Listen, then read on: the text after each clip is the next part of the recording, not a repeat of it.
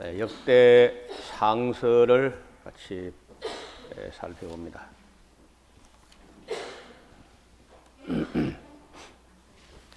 역대 상서 1장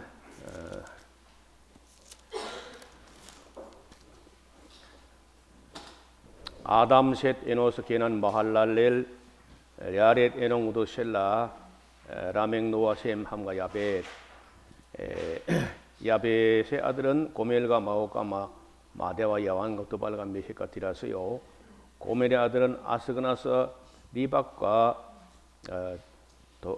디박과 도갈마요. 야완의 아들들은 엘리사와 다시스와 기띔과 도다님이더라. 아멘.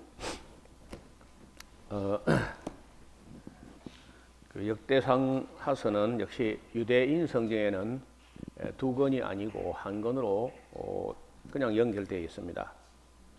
우리 기독교에서는 이게 아마 너무 그 분량이 많고 두꺼워 보였던지 이게 상서 하서 이렇게 나누어 놓았어요. 근데 이야기를 시작할 때 아담 하는 순간에 930년 지나가 버립니다. 셋 하면서 또 몇백 년 지나가고요. 에노스 이렇게 막 굉장히 빠르게 진행하는 거예요. 그래서 왜 역대 기자는 성경을 이렇게 기술했나 그런 얘기인데, 어떤 때는 그냥 이름만 떼고 줄줄줄 그냥 지나가요. 그냥 아무 스토리 없이 그냥 지나가다가, 또 어떤 때는 아주 끈 풀어놓고 미주알 고주알 막 세밀하게 갖다 하고 이렇게 하니까 그런 그 형평이 안 맞는 거예요. 이런 건 이제 한동안 고민을 했는데 왜 책을 이렇게 했을까 이제 고민하는 중에 여러 가지 특성이 있습니다. 예를 들어서 다윗의 이야기를 되게 소상하게 쓰거든요, 진짜. 다른 데 비해서 한 10배, 20배 소상하게 쓰는데, 그러면서도 다윗의 범죄라든지 솔로몬의 허물이라든지 허물 이런 거 싹 빼버려. 또 참 책을 참 이상하게 썼다. 아니 순수 역사서라면은 가능하면은 역사가의 그 기록자의 해석을 너무 많이 하면 안 돼요. 너무 많이 하면 그냥 역사 소설이 돼 버립니다. 역사를 기술함에 있어서 기록자의 해석이 전혀 안 들어가기는 어려워요. 전혀 뭐 해석 없이 쓴다는 건 어렵지만은 그래도 가능하면 해석은 독자에게 맡기고 사실을 기록하는데 주력을 해야죠. 근데 이 이제 역대상에서는 보면은 제가 아무리 봐도 기록자의 주관적 해석이 너무 강하게 작용했다 이런 생각이 들어요. 그래서 이제 그 오랜 고민하다가 이제 뭐 들은 분도 계시겠습니다만은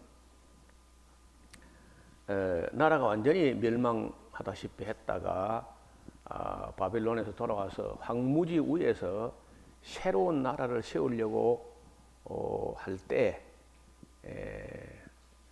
그 이방 나라에서 보고 들은 어떤 견문을 가지고 우리가 뭐 바벨론 같은 나라를 세우자, 우리나라 같으면 미국 같은 나라를 세우자 이렇게 한 게 아니고, 역사를 그 관조 역사를 그 쫙 근원까지 거슬러 가서 아담 때부터 해가지고 고려에서 칙령까지의 역사를 쭉 한 테이블에 올려놓고 거기서 살펴서 어떠한 시대로 어떠한 나라를 만들면 좋겠는가, 이런 생각을 했던 것 같습니다.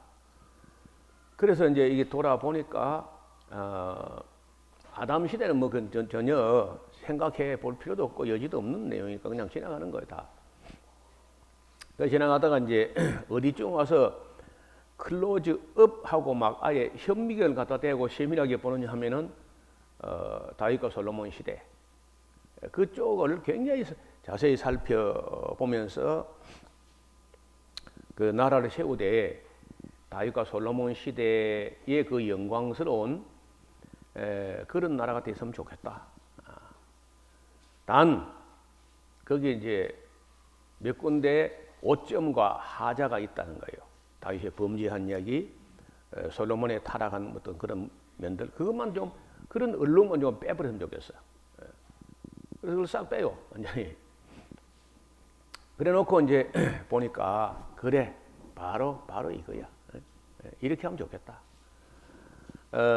이런 식으로 나라를 세우겠다는 어떤 역사 철학이 크게 작용한 그런 작품이 아니냐. 그래서 저는 그 이 힌트를 다윗과 솔로몬의 그 죄라는 게 절대 간과할 수 없는 그런 죄악인데 이걸 싹 빼버린 걸 보고 그런 그 추측을 하게 됐습니다. 그리고 이제 누가 썼는지에 대해서 딱히 뭐 그 주장할 만한 건 아니지만은 저는 일단 모르면 에스라가 썼다 그럽니다. 무조건. 누가 썼는지 모르면 에스라가 썼다 편인데 에스라만한 그만한 역사학자도 없고 그만한 또 성경학자도 없으니까 그 시대에 아마도 에스라가 썼을 가능성이 커요. 그리고 이제 역대상서 1장 43절을 펴봐요. 너무 43절 보면은 이스라엘 자손을 치리하는 왕이 있기 전에 에돔 땅을 다스리는 왕의 이름은 이러하니라. 부올의 아들 벨란이 그 도성 이름은 딘하바며 이렇게 쭉 그 에돔 왕의 이름을 나열을 하는데 거기다가 바로 43절 어디 여백에다가 창세기 36장 31절이라고 각주를 달고 한번 찾아가 봐요. 창세기 36장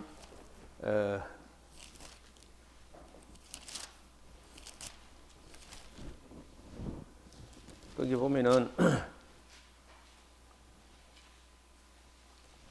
31절 창세기 36장 31절 이스라엘 자손을 다스리는 왕이 있기 전에 에돔 땅을 다스리는 왕이 이러하니라. 부올의 아들 벨라 똑같잖아요. 어떻게 창세기에 이런 말이 나오느냐. 아시는 대로 창세기 36장을 기록할 때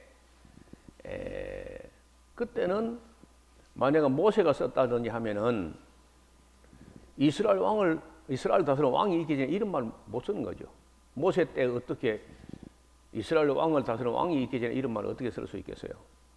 그래서 이 역대상하서 안에 있는 어떤 그 문법이나 문장이나 문맥이나 또 이런 그 내용하고 창세기의 문법이나 문맥 이게 동시대 문법으로 기록되었다는 거예요. 그래서 창세기가 지금 현재 우리가 가진 창세기는 모세가 쓴 게 아니라 에스라가 썼다는 거죠. 에스라가. 이것은 우리 장신대에서는 박창한 학장 때부터 이런 강의를 이분은 공부를 참 많이 한 분이거든요. 다 살펴볼 때 예루살렘 멸망 136년 BC 457년 되는 해에 에스라가 5명의 조수와 함께 지금 현재가 갖고 있는 구약 거의 전체를 다 정비를 했다. 5명의 조수 비서와 함께 이걸 다 지금처럼 이렇게 다듬었다는 거예요.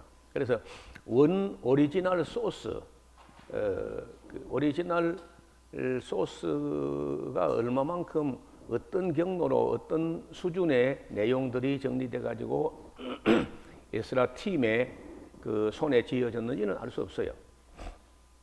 그러나 이것이 동시대 문체나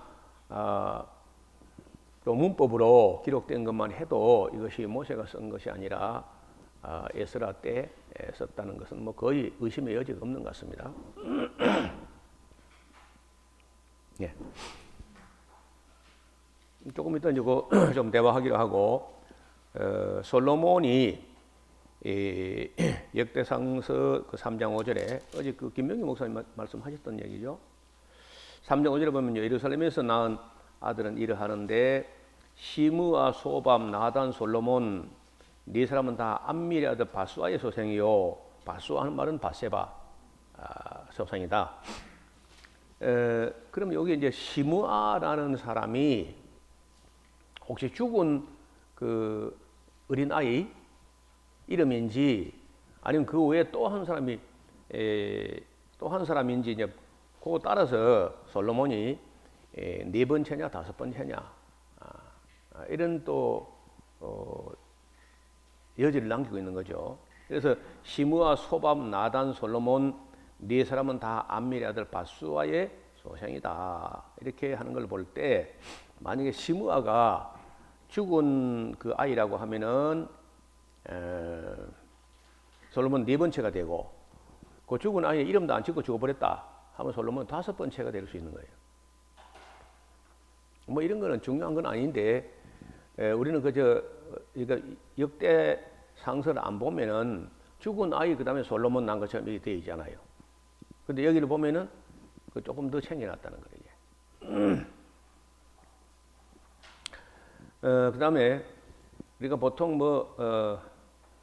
역대 상서 4장 10절 한번 봐요. 야베스가 이스라엘 하나님께 아리가 가로되 원컨대 주께서 내게 복의 복을 다사 나의 지경을 넓히시고 주의 손으로 나를 도우사 나로 환난을 벗어나 근심이 없게 하소서 하였더니 하나님이 그 구하는 것을 허락하셨더라. 아무 다른 사연도 없이 단지 요것만 보고 막 야베스의 기도라고 해가지고 또 법석을 떨고 법석은 좀 곤란합니다. 그 용어가 이래 하는 건 내가 온당치 않다고 봐요. 이게 아주 이기적인 기도인데 뭐 그걸 굉장한 기도처럼 이렇게 막 야베스 기도 막 책이 나와야 돼. 그걸 가지고 단 요거 한 절을 가지고 책을 써서 야베스 기도해가지고 그래 그런 건 참 저는 뭐 별로 마음에 안 들어요. 왜냐하면 시편에는 정말 훌륭한 그런 그 기도가 많이 있습니다. 그래서 그 한기복적이고 이기적이고 그런 기도를 뭐 좋은 기도 이렇게 이제 할 게 아니라는 생각을 해요.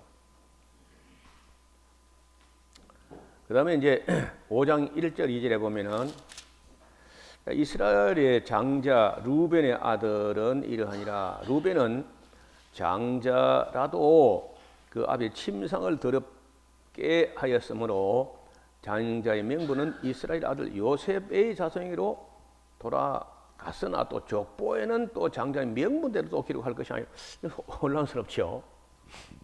생물학적 장자는 루벤이죠. 그러나 이제 그 뭐 도덕적 아니면 또 윤리적 어떤 명분적 이렇게 한다면은 요셉에게로 돌아간다. 장자의 명분이 그런 얘기예요. 그래서 이것도 참 야곱의 있던 어떤 마음 속에 갈등이나 이런 걸 조금 짐작하게 하는 건데 아시는 대로 요셉이 애굽에서 총리가 되어 있는 걸 보고 거기에 이제 므낫세하고 에브라임이 태어났는데 그 므낫세와 에브라임을 야곱이 자기 아들 격으로 끌어올리게 되고 또 요셉은 자기 동생처럼 야곱이 자기 아들을 한 단계 끌어올려 가지고 격상을 시키는 거예요. 그래서 정말 장자의 명분이 야곱의 마음속에서는 장자의 명분이 진짜 요셉이었다. 그래서 그 장자에게는 두 몫을 주잖아요. 두 몫이니까 에브라임 한 몫, 므낫세 한 몫 이렇게 한 거죠. 그래서 이 역사가가 이제 이런 걸 볼 때 아마도 생물학적인 장자보다는 도덕적으로 실제적으로 야곱이 그 아들들을 어떻게 대우했느냐 하는 걸 따져볼 때 그 장자의 명분이 요셉의 자손에게로 돌아갔다. 그러니까 이 요셉 자손들이 그게 대단한 긍지고 또 이제 그 여호수아 같은 사람이 에브라임 지파 사람이기 때문에 처음에 뭐 모세하고 아론이 제사장직으로서의 뭐 건의를 항상 건 좋다. 그런데 나중에 왕권이 이 제일 그 미미한 베냐민 지파로 덜컹 갔다가 베냐민 지파에서 사울 왕권이 끝나면 그 다음에 요셉 지파 중에 에브람 지파로 뭐 올 줄 알았는데 특히 유다 지파로도 가버렸또. 그러니까 이 에브람의 시기가 에브람의 질투가 계속 있는 거예요. 구약 성경에 그 지파 감정이라는 게 계속 흐르고 있다고 그게. 그것이 이제 걸핏하면 이제 남북이 어그러그러 갈라지고 막 이런 모습이 있는데, 그러니까 뭐 우리가 지방색이란 걸 너무 강조하고 선동하고 건 잘못된 거지만은 그게 또 사람이 없을 수 없는 것 같아요. 우리나라 뭐 영훈함 이거는 이제 정치인들이 악한 정치인들이 악용해서 그렇다 손치더라도 영국도 가면요 잉글랜드, 아일랜드, 스코틀랜드가 항상 갈등한다는 거예요. 똑같이. 그리고 미국도 뭐 동부, 서부, 남부 이렇게 감정은 늘 있다는 거죠. 어쨌든 그런 얘기가 성경은 그건 다 미화시켜서 아무 지파 감정 그런 거 없더라 이래 한 게 아니고 있는 건 있는 그대로 지키필로 써놨어요. 그래서 에브라임의 투기라든지 이런 말은 그 구약 성경 전체에 맹맥이 흘러가고 있어요. 그래서 이제 천년왕국 때 가서라야 그런 모든 에브라임의 투기가 사라진다. 그런 얘기도 읽을 수 있거든요. 그래서 역사를 공부를 하면서 역사 공부는 결국 사랑 공부입니다. 하나님 공부도 되지만은 사랑 공부예요. 사랑. 뭐 우리가 공부하는 게 사람이 사람 노릇 제대로 하기 위해서 공부하는 것이지 하나님 앞에서 사람이 어떻게 살아야 되느냐 이런 것을 공부하려고 우리가 역사를 돌아보는 겁니다. 그다음에 예를 들어서 이제 신명기에 21장 15절 17절에 있는 말씀하고 그 조화가 되지 않는다는 얘기죠. 그렇게 또 하면은 어떤 사람이 두 아내가 있는데 하나는 사랑을 받고 하나는 미움을 받다가 그 야곱에게 그렇잖아요. 라헬은 사랑을 받고 레아는 별로 미움까지는 아니라도 별로 그렇게 이제 무덤덤하고 이제 원래 원치도 않았던 그 아내고 이제 하니까. 근데도 불구하고 성경은 율법은 그 미움을 받는 자의 소생이 장자여든 자기의 소유를 그 아들에게 기업으로 나눠줄 날에 그 사랑받는 자의 아들로 장자를 삼아 참장자고 미움을 받는 자 아들보다 앞세우지 말고 반드시 그 미움을 받는 자의 아들을 장자로 인정하여 자기의 소유에서 그에게 2배를 줘야 된다. 그는 자기 기력의 시작이기 때문에 장자의 권리가 그에게 있다. 이 말씀하고 이제 안 맞는데 뭐 꼭 이제 루벤이 또 뭐 그런 범죄 자기 아비의 침상에 올랐다냐 그런 것 때문에 이렇게 탈락되었다면은 그다음에 또 시몬이 있고 또 레위가 있고 말이요. 그랬잖아요. 그런데 뭐 시몬 레위가 또 뭐 그 세겜 사람들에게 뭐 분노가 맹렬하고 노임이 혹독했다. 그것도 해가지고 또 제껴버리고. 근데 유다에게로 갈 만도 한데 왜 이 역사가는 기어이 그저 요셉에게 있다 이렇게 하는지 몰라요. 또 우리가 뭐 속된 말로 영적으로 하면 또 그 유다가 장자 아닌가요? 인물됨이라든지 모든 면에서 유다가 장자 같아. 그리고 또 그 혈통을 통해서 다윗이 나올 뿐 아니라 다윗의 자손 예수 그리스도가 오는 걸 보면은 유다가 장자 노릇을 해야 되지 않느냐. 그런 논란과 논의의 여지가 여기 있다는 거예요. 야곱이 자기가 정말 마음에 원했던 약속의 아내는 라헬이잖아요. 레아가 아니고. 어떤 결혼식으로 하면 레아가 자고 나니까 레아이기 때문에 그렇다 손치더라도 그런 얘기도 여기 이제 더불어 묻어납니다. 그다음 이제 또 다시 볼 때 다윗이 미갈을 그 발디엘에게서부터 빼앗아 옴으로 해서 자기는 자기 첫사랑과의 그 추억을 회복하겠다면 그렇게 했는지는 모르나 그러면 그 발디엘은 어떻게 되죠? 그 10년 살아서 벌써 아기도 낳고 살았을 텐데 그걸 자기 첫사랑이었던 건 맞아요. 맞지만은 그게 뭐 깨져 버리고 그리고 가서 시집 가서 한 10년 넘어 살았을 텐데요. 근데 그걸 빼앗아 오므로 한 가정을 파괴한 것은 정당했나 하는 거예요.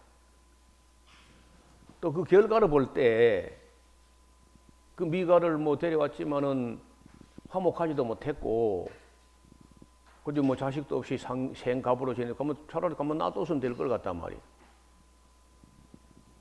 그래서 이런 것도 제가 인터넷에 어떤 목사의 그 설교를 제가 그 기록된 문자로 된 걸 읽어봤는데, 그래 아무리 봐도 자기는 그 다윗의 처사가 옳지 않았다.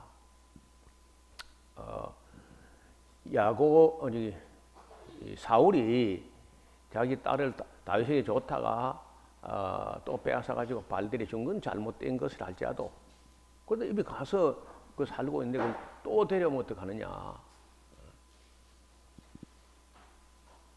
그래 미갈에게도 한 번 다윗과의 첫사랑의 관계가 깨진 것으로 하고 말아야지, 그걸 또 한 번 더 깨뜨리면 상처를 내면 어떡하냐는 거예요. 그리고 이제 그 어떤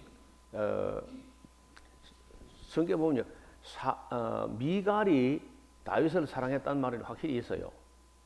미갈이 다윗을 사랑한 것은 사실인 것 같아요. 또 사랑할 만하잖아요. 여자치고 다윗이 골리앗을 잡아오고 하는 그런 거라든지, 그 노래를 잘한다든지, 뭐 은민여 목사처럼 또 무예가 뛰어나든지 뭐 빠진 게 없어요. 그러니까 여자치고 미갈이 다윗을 사랑했다는 것은 이해가 돼요. 다윗이 미갈을 사랑했느냐는 거야. 그런데 다윗이 미갈을 별로 사랑한 것 같지는 않았는데, 그걸 빼앗아 온 걸 보면 사랑한 거예요. 그렇죠? 10년 넘어 이미 남의 품에 가 있는 여자인데도 그걸 기어이 또 빼앗아 오라. 그러니까 그때 이스보셋과 아브넬도 입장이 참 곤란했을 거라 그거. 그렇지만 뭐 다윗이 또 그거 화해 조건으로 그걸 내신 그거 하나인데 조건. 안 들어줄 수도 없고 이제 빼앗아 왔는데, 그럼 그 결과가 더 좋았느냐는 거야. 하나님 뜻이었다면 결과도 좋아야 되는데 또 결과는 별로 안 좋았거든 또 이게. 그래서 이런 문제, 성경에 이런 정치적 문제도 있지만은 윤리적 문제도 있다. 항상. 이런 것도 참 생각을 좀 해봐야 될 일이고요. 다윗이 법궤를 가져오는 날 2번씩이나 힘을 다하여 뛰놀았다고 하는데 그 결과는 무엇이었나? 첫 번째는 수레를 법궤에 싣고 오다가 뭐 우사만 죽었죠. 또 우사 너무 억울한 거 아닌가 또? 우사가 무슨 악한 의도가 하나도 없잖아요. 어떤 법궤가 막 소들이 날뛰기 때문에 법궤가 떨어질까 싶어서 그 손을 대는데 그것도 죽으면 어떻게 또? 그거는 뭐 하나님 죽인 건 아니겠죠. 아마 그 법궤 곁에 있던 천사가 죽였거나 그렇죠. 하나님 그 쫓아내서 그 우사 쳐주기 올라가 그래 안 살 거라 내가 볼 때. 어떤 그 우사 이야기도 누구든지 다 의문을 제기할 만한 것이고, 두 번째는 제사장이 이제 메고 올라올 때 뛰놀다가 또 미갈에게 멸실당해가지고 그 결과도 끔찍한 일이 벌어진 거라 또. 예. 어떻든 뭐 그 하나님 앞에 뛰는 건 잘했다. 다윗은 내가 이보다 더 천하게 네가 염려하는 그 계집종 앞에서 더 천하게 보일지라도 난 더 뛰놀겠다. 더 뛰놀 거야. 이렇게 하는데 어떻든 결과는 좋지 않았습니다. 오늘날 교회는 그렇게 뛰놀다가 세상들에게 멸시를 당하고 있는 게 아닐까. 요새 그 교회가요 막 강대상에 올라가서 뭐 너도 나도 함께 막 뛰노는 교회가 많아요. 목사 이름 내가 기억 안 나는데, 그 좀 심하게 하더라고 보니까. 온통 다 올라가서 막 미국의 어떤 흑인 교회 그 뛰노는 거는 유가 아니라. 근데 그걸 다 모든 찬송가나 복음성을 뽕짝 가게에서 맞춰가지고 뛰노는데 과간이다 진짜. 내가 그걸 볼 때 다윗 생각이 나더라고. 너무 뛰논다.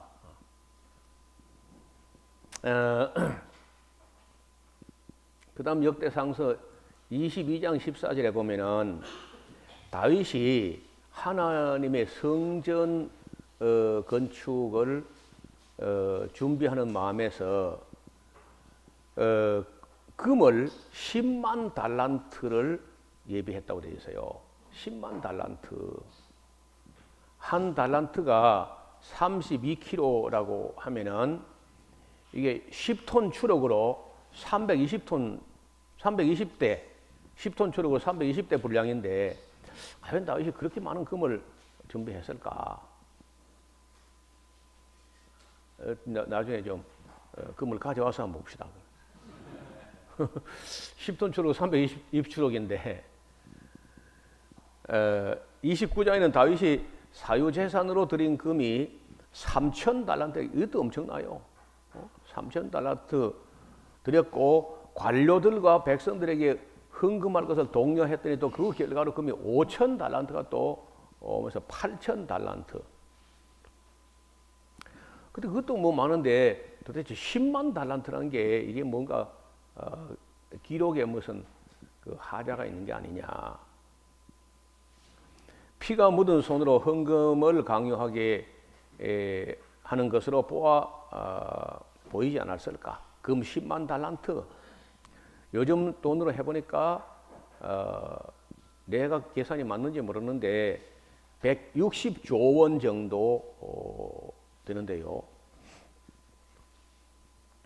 3,000달란트는 3,000 곱하기 32kg 하니까 96,000kg인데 이는 10톤 추력으로 10대 분량이고요. 이러한 기록이 과연 정당한 기록이라고 할 수 있겠는가? 또 같은 사건을 두고 이렇게 크게 다른 기록을 우리는 어떻게 받아들여야 할 것인가?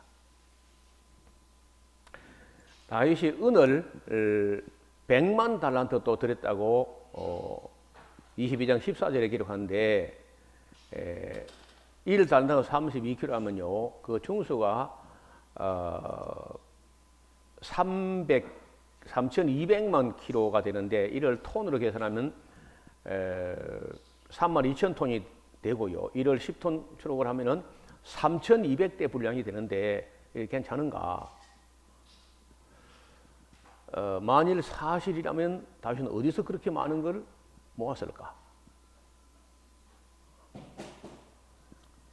뭐 주변 나라가 갖다 바친 것도 있고 정복해가지고 빼앗아온 것도 노예간 것도 있고 뭐 하긴 한데 그래도 너무 많은 것 같아.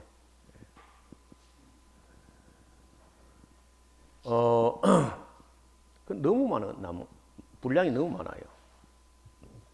하나님께서 손에 피가 묻은 다윗에게 성전 건축을 허락하지 않았던 것은 그렇게 피가 묻은 손으로 모금 헌금 강요를 하지 말라고 하셨던 것이 아닐까. 그리고 이제 제사도 보면요. 다윗이 솔로몬은 1,000번제라고 했는데 다윗은 3,000번제를 하거든요. 역대상서 29장 21절에 이튿날 여호와께 제사를 드리고 또 번제를 드리는데 수 송아지가 1,000이고 수 양이 1,000이고 어린 양이 1,000이고 3,000번제를 해요. 그렇게 해서 그거 어떻게 다 먹어 치웠지 그걸? 냉장고도 없는데 그걸 빨리 먹어야 될 텐데 그날 먹고 그 다음날 먹고 사흘엔 버려야 돼. 그렇죠?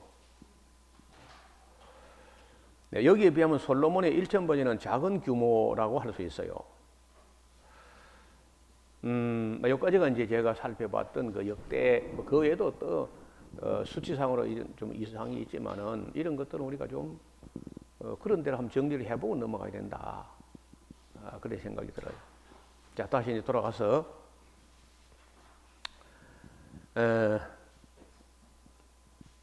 우사 죽은 건 그냥 넘어갈까요?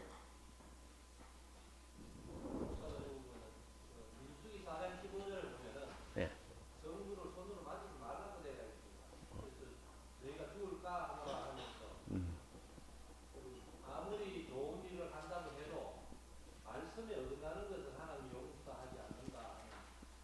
네.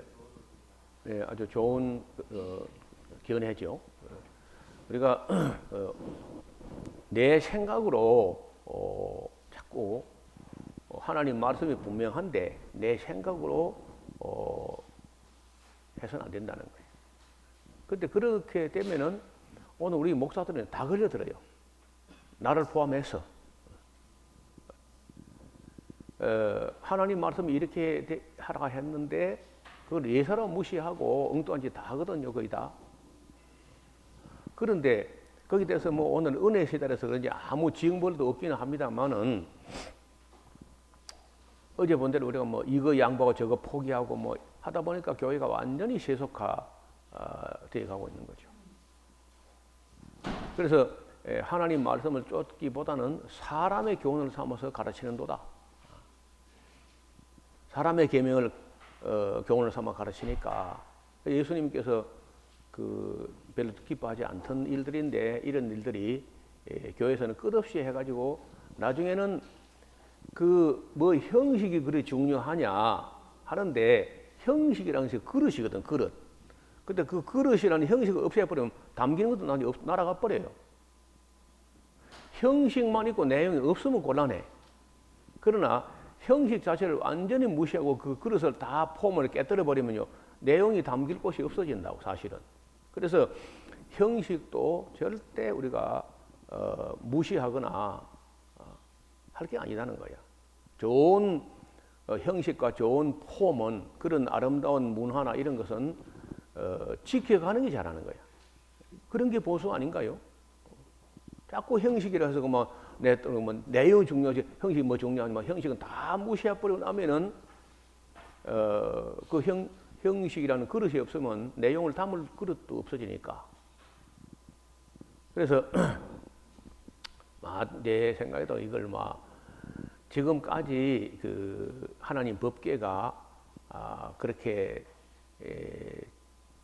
기랴디아림이라는 곳에 20년에 있었다는 것 자체가 1, 2 가문에서 이제 그 자녀 교육 엉터리 해가지고 그 결과로 하나님이 완전히 소외된 곳에 20년씩이나 이렇게 있다가 지금 새롭게 하려고 할 때는 또 뭐 좀 제대로 해야 되는데 다윗도 그래. 다윗도 좀 알아보고 물어보고 모르면 해야 되는데 알아보도 안 하고 물어보도 안 하고 자기 생각에 이러면 수레를 만들면 뭐 자기들은 잘한 거죠. 새 수레까지 만들었으니까 이것도 잘못된 거거든요. 그래서 그 우사의 죽음으로 인해 가지고 아마 다윗이 공부를 많이 했지 않겠는가. 정말 많이 놀랐을 것이고 다윗뿐이겠습니까? 제사장들이나 당시에 그런 사람들도 큰 경각심을 우사 하나 죽은 건 애석한 일이고 하지만은 그때부터 조심했는데 그런데도 이제 제가 또 그래도 아쉬운 것은 다윗이 그 법궤를 매에 올린 거 이건 뭐 100번 잘한 것이고 하지만은 그러면 그때 이왕의 성경을 살펴서 레위인들에게라든지 물어서 했다면요 세밀하게 물어서 그때 성경이 얼마만큼 보존되어 있었는지는 모르지만은 그걸 성경을 다 살펴봐 가지고 했어야 하지 않느냐. 그때는 다윗이 그만한 그 권력이 있잖아요, 힘이. 근데 그게 안 됐다는 거예요, 그때도. 그러니까 결국은 솔로몬도 뭐 성령의 은사를 받았죠. 하나님이 솔로몬을 사랑했고 성령의 은사를 받았어. 그렇다고 타락 안 하나? 한국 사람들은요, 성령 은사를 받으면 지가 성령이 된 줄 아는가 봐. 아니잖아요. 솔로몬이 하나님을 그렇게 사랑했어요. 그리고 성령의 은사, 지혜의 은사를 받았는데도 불구하고 타락한다니까. 그리고 우리는 목사 되면 타락 안 하냐? 목사 타락할 수 있어요. 돈이 가까이 온다든지 여자가 가까이 온다든지 충분히 타락할 수 있습니다. 우리가 성령 받아서 타락 안 한다? 천만에. 다 타락해요. 변질될 수 있어요. 변하지 않는 진리를 끝까지 붙잡는 그런 의지가 아니면 얼마든지 목사도 변질되고 타락할 수 있다는 거예요. 이런 게 우리가 역사가 우리에게 시사하는 거죠. 다윗같이 경건하고 정직하고 성실하고 그런 사람도 여자가 가까이 오니까 변한다는 거예요. 다윗이 신앙이 없는 사람이 아니잖아요. 그 다윗 속에 성령이 없었냐? 있었죠. 다윗이 나중에 기도할 때면 성령을 거두어 가지 마옵시며 자기 속에 성령이 있다는 걸 자기 속에 자기를 빙자하여 말씀하시는 하나님이 성령이 계시다 하는 알고 있었는데도 그런 비록 한 번이지만은 그런 실수를 하게 되고 솔로몬 성령의 은사가 있고 하지만은 타락하고 하는 거예요. 그래서 그런 걸 볼 때 우리 목회자들이 누구든지 간에 모든 성도들이 극히 삼가하고 조심해야 돼요.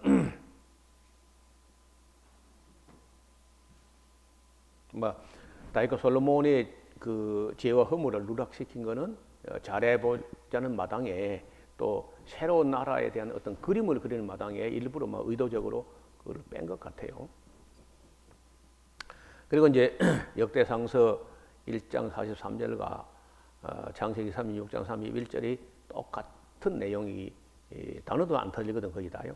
이것은 그 에스라의 솜씨다, 그의 지문이다, 그의 흔적이다 이렇게 봅니다. 그래서 이제 내가 여러 교수들한테 물어봤는데 그 어떤 견해는 안 갖고 있더라 보통. 예를 들어서 히브리어에 대해서 히브리어. 그 히브리어라는 게 그 아람어하고 많이 비슷하지만요, 상당히 또 차이가 납니다. 아람어하고. 그러면은 아브라함이 처음에 태어날 때에는 갈대아 우르 태어난 게 아니고 하란에서 태어난 하란 우르파라는 곳에서 산리 우르파라는 곳에서 태어나가지고 어릴 때 갈대 우르를 갔다가 한 60세 전후 될 때 그 갈대 우르에서 하란으로 와가지고 그래서 한 10년 넘어 이렇게 살다가 하나님께서 75세 때 내가 네게 지시할 땅으로 가기 위해서 네 본토 친척 아비 집을 떠나라 할 때 그 본토 친척 아비 집이 갈대 우르가 아니고 하란이야. 그래서 여기 오는데 그래서 이런 거를 우리가 보면은 그럼 아브라함 어려서는 갈대 우르 언어에 익숙했을 거란 말이에요. 우르 언어는 아카드어거나 슈메르 언어거든 그쪽이요. 그래도 하란에 와서는 하란 언어를 또 크게 안 달랐을 걸로 보고 어떤 쓰다가 팔레스타인에 왔을 때 그 갈대 우르 언어가 아니었을 거란 말이에요. 그 하란 언어가 따로 있었는지는 모르겠지만은 아람어하고는 확실히 다르거든요. 히브리어가. 그러면 그 문자는 대개 지금 현재 히브리 문자나 아람 문자나 영어 문자나 그 헬라 문자 거의 다 문자의 뿌리는 그 페니키아에서 만들어져 문자가 다 문자 발명이. 그래서 이제 아브라함이 브엘세바에 그 헤브론하고 브엘세바 오래 살았는데 거기 살 때에 아브라함 무슨 언어를 썼으며 그리고 이제 애굽으로 간 이스라엘 백성들은 무슨 언어를 썼을 거죠. 히브리어 그 집안만 쓰는 언어 이렇게 돼 가지고 그 다음에 모세가 이제 애굽에서 바로 왕의 공주의 아들처럼 컸는데 그 애굽의 학문을 다 이제 섭렵을 하고 그리고 미디안 광야에서 40년을 지냈을 때 입이 뻣뻣하고 혀가 둔해 가지고 말을 잘 못한다고 하는데 저는 그 과장이 아니라고 봐요. 말을 해봐야 말을 하지 말을 안 해보면요 자국어도 잃어버려요. 자국어도. 여기 합천이라는 곳에서 그 정신대 일본 그 성노예로 위안분감하는 걸로 끌려가 가지고 그 2차 대전 때 흩어져 버리는 데서 살려고 어떤 그 인도네시아인가 필리핀 어떤 밀림 속으로 숨어 들어갔다가 50년인가 지나가지고 밖으로 살살 내려봤대요. 전쟁 안 끝난 줄 알고 안 내려온 거라. 그래서 내려오니까 전쟁 벌써 다 끝나가지고 한국으로 왔는데 혼자 밀림 속에서 40년인가 지냈는데 한국말 한마디도 못하는 겁니다. 처녀 때 끌려갔는. 그러니까 모세가 뭐 양하고 이야기할 수도 없고 집에 오면 시뿌라가 너무 떠들고 끝벌이 서말도 없어가 처가살이 하는 주제에 뭐 말할 것 그러니까 말 안 하고 말 안 한 게 그냥 입이 뻣뻣했다. 그런 사람이 지금 현재 히브리어로 된 걸 갖다가 창세기부터 신명기까지 5경을 모세가 기록했겠는가 하는 거예요. 그리고 이제 모세가 기록할 수 없는 부분 지난 우리가 살펴봤지 않습니까? 그런 여러 가지가 나타나는데 그래서 이제 그 장영일 교수라든지 그 외에 여러 뭐 내가 만나는 히브리어라든지 구약을 전공했다는 분에게 만나서 물어봐요.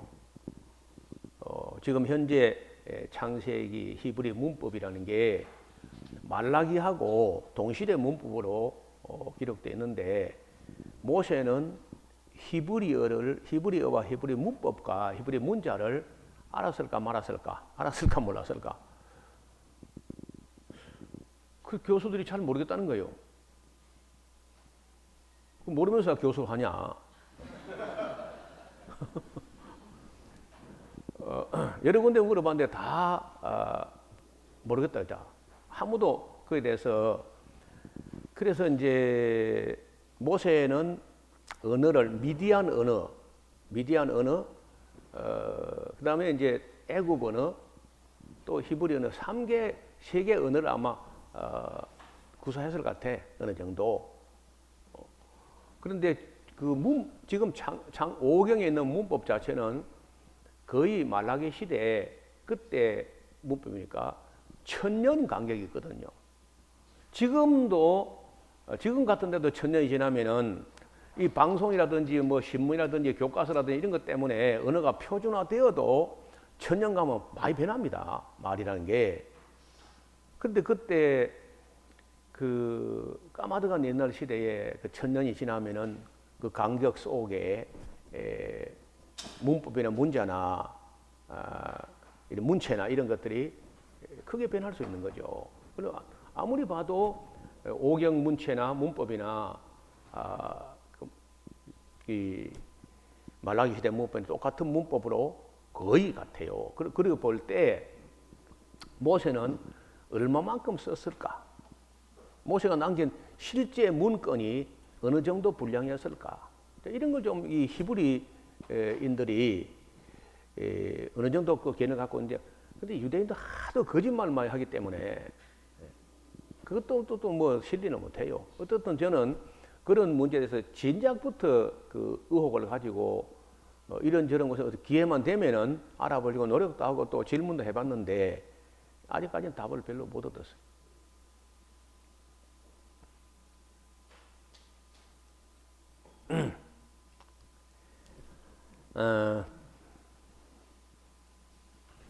뭐 여기는 뭐 그냥 넘어갈까요? 좋은 견해가 있으면 누구든지 말씀을 하세요. 예. 강사들뿐 아니라 누구든지 간에 좀 연구한 분이 있으면 조금 이야기를 좀 아니면 또 과제를 좀 남겨놓을까 다음에 또 연구하게 좀 더 알아봤으면 그런 문제. 작은 문제가 아니거든 사실은요. 그래 장여일 교수는 아니 뭐 히브리어를 안 썼겠습니까? 뭐 이렇게 그냥 그 사람들은 뭐 그 문서서를 믿는 사람이거든요. JEDP 하는 걸. 그런데 그 장 교수는 그걸 그 에모리에서 콜롬비아에서 석사 과정을 하고 에모리에서 박사 과정을 하신 분인데 배웠다고 또 고쳐고대로 믿는가 보더라 그걸 갖다가. 그래서 이분은 신명기가 먼저 기록됐다는 거예요. 레위기보다. 신명기 문서가 피 문서보다 더 먼저 기록됐다. 그래서 나는 레위기가 먼저 기록되고 레위기를 해석한 게 신명기다. 나는 이렇게 본다 하니까 굉장히 다르다는 거예요, 그것도. 근데 또 절대 양반 하거든, 또 그런 사람들요. 여러분 어떻게 생각해요? 그럼 몰라요, 그러니까. 그 신학, 자기가 신학하는 중에 그 신명기 문서가 D 문서가 먼저라는 거죠. 근데 그 이론이 내가 볼 때 유대인 이론이거든. 그게 유대 신학, 유대인들이 미국의 신학대학을 다 점령을 합니다. 프린스톤부터. 프린스톤을 유대인 교수가 왕창 들어서 점령하는 걸 보고 신학이 변질되니까 그래서 메이체인 같은 사람이 나와가지고 웨스트민스터 신학대학으로 나온, 그게 웨스트민스터 신학, 그게 진짜 옛날 프린스톤 신학이고, 지금 프린스톤은 맛이 같습니다. 완전히 문서설이 다 점령해버린 거예요. 그래서 성경은 하나님 말씀이 아닌 걸로, 그게 조금 가면 사회학적 구약 성서 해석하게 돼가지고, 그런 문서는 다 솔로몬 시대에 솔로몬이 너무 강력한 막강한 그런 힘을 가지고 너무 백성들을 괴롭히니까 여호와의 이름이나 이런 걸 들고 나와가지고 제2문서 기자들이 이 솔로몬 폭정의 압정에 항거하기 위해서만 만든 지하 문건들이 제2문서다, 이제 이렇게 하거든요. 그러니까 유대인 신학자들이 이 미국에 있는 기성 신학교에 와가지고 그런 학설을 갖다가 이제 자꾸 이제 퍼뜨려 가지고 이제 하면 유대인 신학자라고 하면 권위가 있는 거. 일단 우리 이방인이 뭘 압니까 해가지고 뭐 유대인이 뭐 말이 맞겠죠, 이래 넘어간다는 거. 내가 볼 때 저는 잘 안 넘어가요. 난 유대인은 숨쉬는 말도 다 거짓말이다. 그래서 그때 이후로 그냥 신학은 완전히 변질되고 타락하고 청교도 신학은 벌써 날아갔습니다. 흔적도 없이요. 그러니까 우리가 우리 에스라 하우스가요, 신학을 새로 정립을 할 필요가 있는데 이 문제가 걸려 있는 거예요. 모세가 어느 정도를 오리지널 소스를 어떤 언어로 줬느냐. 근데 유대인들은 뭘 하느냐? 하나님이 시내 산에서 모세에게 히브리어를 다 가르쳤다, 그냥 40일간이나. 그래가지고 십계명도 하나님 히브리어 써줬고 천국가도 히브리어 쓴다, 그냥. 그리고 또 아멘 할라 또. 유대인이 그렇게 해요, 지금도. 천국 가면 히브리어 쓴다는 거예요. 그럼 유대인이 그리 말하니까 이방인이 우리가 뭘 압니까? 그냥 이렇게 되거든요. 저는 그 마음에 안 든다는 거죠. 여러분 루트라든지 유럽의 그 신학자 유대인들을요, 다 거짓말쟁이 겁니다. 얼마나 거짓말을 만들어내는지, 너무 거짓말을 많이 만들어내기 때문에 옳은 말을 해도 신뢰가 안 가, 나는. 그래서 우리가 그런 면에서 할 수 있는 데까지는 좀 성실히 하고, 또 괜히 또 목적을 가지고 수단을 정당화하지 말고 사실을, 팩트를 찾아내자. 저는 그런 주의예요. 사실주의. 여러분은 그 점을 좀 생각해봤어요. 모세가 어느 정도 썼을까? 지금 쓴 게 모세가 쓴 거라고 주장하면은 여러 가지가 문제가 걸려요. 지금 현재 우리가 마스라 텍스트를 보고 모세가 썼다고 하기에는 많이 문제가 있다고. 그래서 그런 점도 적어도 우리가 이제 에스라 호석 성경 공부를 하는 목사님들 같으면은 지속적으로 관심을 가지고 좋은 정보가 있으면은 저한테 연락도 좀 해주시고 그리고 또 같이 공유하면서 연구했으면 좋겠다. 이 목사님 같은 경우에 아직 젊으니까 최근에 신학했는데 당신에서 뭐라 그래요? 예? 목사님 말씀하신 대로 그냥 문서 우선설로 해가지고 네.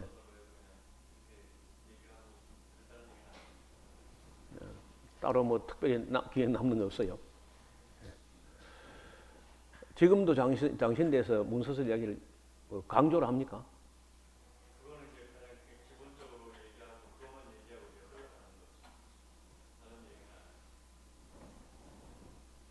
그런데 이제 장렬 교수가 총장으로 있을 때 그분이 이제 에모리, 아탈란타에 있는 에모리라는 그 유명한 학자인데 좀 이게 레디컬한 그런 학교거든요. 이 학교가. 그런데 그 학교에서는 자기 학교 출신 장영이라는 사람이 한국의 장신대 총장이 되었다 하니까 그러면 크게 자랑스럽게 생각했는가 봐요. 에모리에서. 그래가지고 에모리에서 유대인 그 교수가 유대인 학자 중에 그 장예일 교수가 아마 존경하고 했던 모양인데 이분이 장신대에 와서 특강을 했다는 거예요.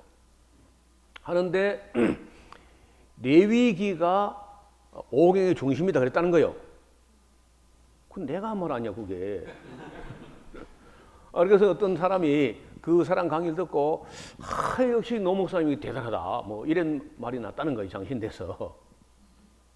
노 목사님 예머리도 안 갔는데 어떻게 그런 거 알았지 그러면서 정말 유대인 학자인데 레위기가 오경 중심이라고 하는 강의를 그 유대인 학자가 하고 갔다는 거예요. 나는 읽어볼 때 그 한 번 두 번 읽은 게 아니죠. 창세기부터 이 신명기까지 읽어볼 때 오리지널 소스가 레위기 같다는 거예요. 근데 그게 좀 딱딱하니까 모세가 고별 설교할 때 신명기를 그 설교했다고 돼 있잖아요. 율법 설명하기를 모압 평지에서 시작하니라. 그러면 아무리 봐도 레위기가 어떤 언어로 기록된다는 것은 차치하고라도 제가 하는 게 개연성이 있어요. 아무리 봐도. 뭐 여러분 억지로 아멘 할 필요가 없습니다. 그래서 이런 문제를 신학적으로 신학교에서 전혀 심도 있게 안 다루는 것 같아요. 최근에 총신대 나오는 뭐 총신대 출신 최근에 졸업한 목사님 누가 계신가요?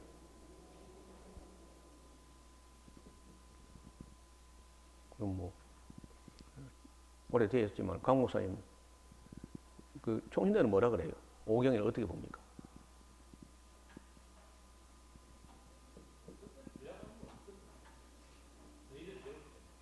네.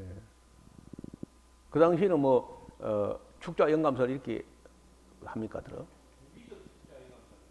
유기적 축자 영감설.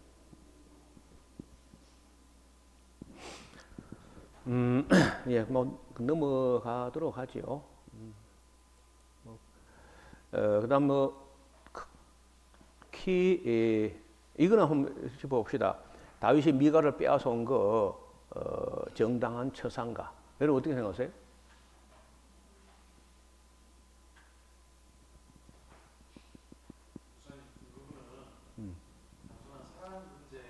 마이크 어떻게 했어요?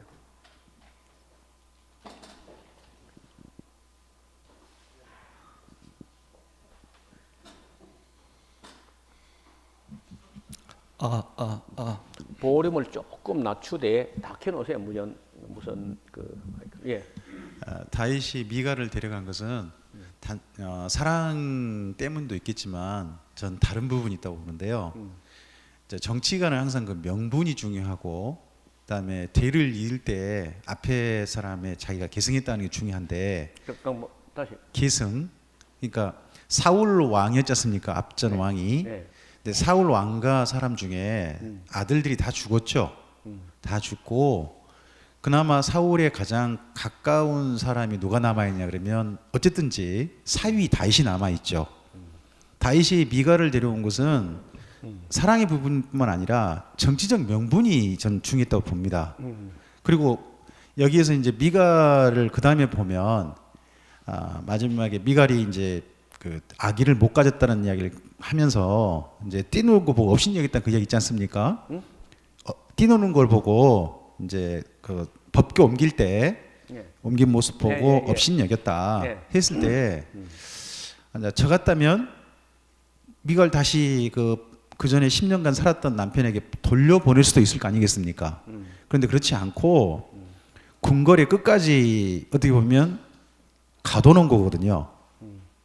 가둬놓고 자기 곁을 못 떠나게 했습니다. 관계는 전혀 안 가지면서 이 부분은 다윗이 그만큼 정치적 명분을 중시했다. 사울 왕가의 어떻게 보면 그 다리우스 스타페스가 고레스의 딸을 취함으로써 고레스의 대통령을 이었다 하는 그런 명분을 가졌던 것처럼 그런 명분이 또한 중요했기 때문이지 않겠나 싶다는 겁니다. 그러니까 단순한 사랑 부분만으로 그 이해되기는 조금 좀 더 넓은 면까지 좀 생각해 봐야 되지 않나 예. 그렇게 봅니다. 좋은 해석인데 그 정략적이고 정치적인 의미가 있다. 즉 그 사울 왕가를 끌어안는 거기에 대해서 뭐 요나단의 아들 무비보셋을 끌어안다든지 또 그 베냐민 지파의 어떤 반감이나 이런 것을 조금 이렇게 그 완화시키기 위해서 여전히 그저 사울 왕가 쪽에 대한 그 애정을 갖고 있다는 걸 표시하려는 정치적 의도가 있었다. 이제 그런 얘기죠. 시므이 나중에 살려준 것도 있지 않습니까? 응? 시므이. 시므이도 베냐민 지파 사람이지 않습니까? 뭐 당연하죠. 예. 그리고 또 나중에 다윗을 맞으러 올 때 자기를 따르는 1000명을 데려갔다고 하는데 그 1000명이 베냐민 지파 맞아요. 베냐민 지파 사람들일 겁니다. 예. 그러면서 끝까지 베냐민 지파를 끌어안거든요. 그리고 남북이 나중에 갈릴 때 보면 유다에게 베냐민 지파는 남습니다. 그래요. 다윗이 그러한 그 어떻게 보면 평생 노력했던 것의 결과물인지 모르지만 이제 그렇게 보면 다윗이 이제 노 목사님께서 평소 그 하시던 이야기 가운데 굉장히 정치 구단이다. 정치적으로 굉장히 좋은 그 뭐 수를 쓰는 방법이 좀 보인다 하시던 이야기를 하신 게 기억나는데 그런 것도 정치인 다윗으로서 해석할 수 있는 부분이지 않겠느냐 그러니까 다윗이 싶습니다. 정치 예교학과 나온 것도 아닌데 아니 구단이야 구단 젊은 사람이 진짜 놀랍지 않습니까? 그건 뭐 아주 그런 면에서는 그냥 탁월해. 나는 그래서 다윗은 그 정치의 은사가 있는 사람이다. 단지 그건 뭐 우리 안에 바세바 사건 그건 뭐 그건 그렇다 손치더라도 그 남자면 또 그럴 수가 있거든. 왕이고 남자인데 그럴 수 있다는 거 일반 하나님 앞에는 안 되지만 말이야. 근데 그 정치적인 그런 그 센스라는 건요. 그 정말 그 대단한 지금 3000년 전 이야기인데 지금 정치인들도 배워야 될 문제예요. 그런 대단한 그래서 시므이 어쨌든 우리 지금 그 부분을 지금 설교 대하 설교 나가고 있는데 놀랍다는 거예요. 그것도 선례가 있느냐 없어. 전례나 선례가 없고 사마천에 사기도 없고 그러는데 그때 성경도 없잖아요 별로. 그런데 감각적으로 거의 정치적으로 대단한 그런데 그 시므이를 목을 똑 따고 아비새처럼 뭐 오늘 죽어야 되지 않습니까? 이제는 다 끝났으니까 목을 똑 따면은 다윗은 보통 사람이 노태우가 되는 거예요. 보통 사람. 다윗이 이 사람아 스루야의 아들다 너희가 뭐 나하고 뭘 상관이 떠드냐 모르지만 가만히 있어. 생각해봐라. 오늘 하나님께서 우리에게 은혜 베푸신 날에 오늘 어떻게 사람을 죽이냐 하면서 여호와 이름으로 맹세하노니 네가 죽지 않느니라 평안히 가라. 이튿날 조중동문 세계연합통신 머릿기사로 예루살렘에 돌아온 다윗이 시므이를 용서하다. 할렐루야, 할렐루야 없겠죠. 여러분 그날 이후로 시므이가요 가는 곳마다 강고비 한 번도 안 받고 다윗이 이렇게 관대한 왕이시다 하는 걸 일평생 선전해 주잖아요. 그런데 나중에 솔로몬에게 인계할 때는요 살생부에 시므이 이름이 올라간다고 이게 나한테는 유익했기 때문에 내가 살려놨어야 너한테는 아무 쓸데없어. 그 너한테는 알았지요? 그러니까 정말 정치적으로 감각이 거의 동물적인 감각을 갖고 있었다. 제가 그 하나님의 사람들이라는 그 책을 쓸 때 그때 이제 다윗이나 아브라함이나 이런 세계를 속속들이 파고 들어가서 좀 내면을 들어본 그 정신 세계, 내면 세계, 그 심리 세계 이런 걸 볼 때, 야 이거 3000년 전에 기록한 건데 어떻게 사람 심리 묘사를 이렇게 리얼하게 할 수 있을까? 그래서 내가 찬탄을 금할 수가 없다는 거예요. 그 다윗이 하는 그런 모습이라든지, 그러면서 속으로는 울어도, 정치적으로 그런 감각을 갖고 있어도 속으로는 얼마나 피눈물을 흘리면서 시를 쓰고 있는 그런 모습을 보여준다는 거예요. 이런 그런 관점으로 그 다윗의 정치 감각이나 이런 거 한번 다시 보시면은 그 시편이 아마 새롭게 보이지 않겠나 그런 생각을 합니다. 예, 어떻든 미갈은 이래저래 참 불행한 사람이에요. 여자로서 어느 한 사람의 그 참 따뜻한 그런 사랑을 받지 못하고 공주로 태어났는데 어떻게 참 그 뭐 잘못되니까. 예, 그렇다고 하면은 이제 다윗에게 어떤 면에서는요 애정적인 결핍이 있다는 거죠. 다윗에게. 그 앞에 뭐 그 이전에 누구죠? 아비가일부터 전부 다 그 되게 돈 많은 과부 이런 사람이거든요. 뭐 자기 어머니 빨 되는 이런 사람 되게 너무 형편이 어려워서 이제 정략적으로 그것도 이제 그래 했지만은 그래서 이제 그 미갈을 찾은 것도 있고 또 미갈에게서 그런 무시당하고 나니까 또 우리아의 아내 바세바 터지고 사건이 그래서 바세바하고는 뭐 애정에 만족을 했는지는 그건 잘 모르겠어요. 그런 뭐 아무 언급이 없으니까. 그래서 솔로몬은 솔로몬대로 불행한 사람이에요. 애정적으로는. 왜냐하면은 그 140명 아가서를 쓸 때 140명이라고 하는 건 전부 다 그 억지로 떠맡은 거거든요. 워낙 솔로몬이 뭐 위대하고 뭐 지혜롭다 하니까 각 지방에 있는 그 지방 토후국이나 이런 그 족장 뭐 세계에서 다 정략적으로 딸 하나씩 다막 그 떠맡아 가지고 이제 근데 뭐 그 바로왕의 공주부터 140명이나 되는데 그 140명이 전부 솔로몬의 그 애정을 또 탐을 내 가지고 막 들어밀고 막 이렇게 하니까 전혀 솔로몬이 만족이 안 돼. 그래서 찾는 게 이제 술람미 같은 여자를 찾는다는 건데 1,000명까지 찾았는데 솔로몬의 결론은 없다는 거거든요. 술람미 같은 여자가. 그래서 그 남자들이 이제 남자나 여자는 그렇죠. 참으로 사랑하면 한 명 충분해. 그 누가 끼어들기 원하겠어요? 진짜 사랑하는 사람이 있는데 누가 그 사이에 끼어들기 원하겠냐고.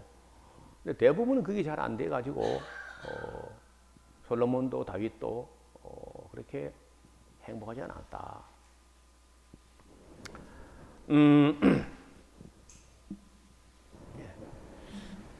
금 10만 달러서 이거 갈까요? 은행에 갖다 맡겨놓을까? 계속 말씀드려 죄송합니다. 네, 괜찮아요. 전 이거 보면서 저도 이게 진짜 사실일까 너무 많다 한 생각을 했거든요. 그럼 날 좀 줘 그러면. 제게 주면 더 좋겠습니다. 네. 근데 저는 이제 이런 생각을 해봤습니다. 이게 그냥 건축 헌금이라고 돼 있지만 실제로는 이런 이제 어디까지 추정인데요. 제 추정이 너무 지나칠 수도 있고요. 실제 그 7년간 성전 건축하지 않습니까? 네. 성전 건축에 든 비용 사실은 다윗이 그 주변 세금이라든 모든 걸 다 환경을 마련해 놨고 그전 비용 다 포함해서 7년간 사용했던 모든 건축 헌금 비용이 실제 저렇게 든 건 아닐까라는 생각을 해봤습니다. 어디까지나 저의 개인적인 생각으로 말씀드렸습니다. 그래도 너무 많아. 뭐 이게 그리고 사실 솔로몬이 별로 한 것도 없는 거죠, 그죠? 왜냐하면 이게 설계 도면도 다윗이 하나님께 계시를 받아가지고 그려놨다는 말이 있어요, 성경에. 솔로몬이 설계한 게 아니야. 솔로몬은 그저 솔로몬 때 건축이 진행된 것뿐이고 또 기술 제공은 두로왕 히람이 한 것이고 돈은 다윗이 다 모아놓은 것이고 국민들은 별로 또 뭐 그 다윗 때에 힘을 다해서 뭐 드렸다는 정도지 솔로몬 때는 헌금했다는 말도 없거든 사실은요. 그래서 말만 솔로몬 성경이지 사실은 뭐 거의 다윗이 세운 성경이죠. 다윗이 또 준비를 다 했으니까. 근데 아무래도 이게 금액이 너무 많다는 거예요. 이게 액면이 이거는 그래서 모르겠어요. 이제 그 역대기 기자가 어떤 자료를 가지고 이런 글을 썼는지는 어떤 걸 인용해서 썼는지는 이제 알 수가 없는데 천국 가면은 예수한테 꼭 물어볼 참이에요. 그 무엇을 다 났어? 그래서 어떤 자료에서 그런 걸 읽었어? 이렇게 물어보고 싶은데 10만 달러가 너무 많고 금, 은 100만 달러는 이건 너무 많은 거예요. 10톤초로 3,200대 이게 말이 안 되거든요. 한 가지 제가 나눈 것이 네. 지금 이 내용을 보면 네. 아버지가 아들에게 네. 내가 이렇게 준비해 놓은 것이라고 지금 얘기하는 그런 스토리가 좀 기록이 되어 있는 것이거든요. 네. 그렇다고 본다면 아빠가 다 준비해 놨으니까 염려하지 마. 하는 입장에서 얘기를 했다면 그 X 자체가 그렇게 중요하지 않은 거 아니에요? 그래도 너무 많다니까. 아버지가 얘기하는 것이 네. 이 행정 문제가 아니니까. 그러니까 내가 금 10만 달란트, 은 100만 달란트라는 것이 X에 대한 문제가 아니고 자기 입장에서 아들한테 아빠가 다 준비해 놨으니까 염려하지 말라 하는 어떤 그런 표현으로 쓴 것은 아니겠습니까? 아니고 이게 기록이 아주 훗날에 기록됐거든요. 역대 기자는 바빌론 포로 갔다 왔었잖아요. 사실을. 말씀해 주시는 뭐냐면 그 기록을 이렇게 썼다 할지라도 그 행정적인 문서를 참고했다기보다 그 내용에 있어서 그 다윗이 솔로몬에게 이렇게 얘기하는 그 입장을 가지고 지금 적고 있는 것이거든요.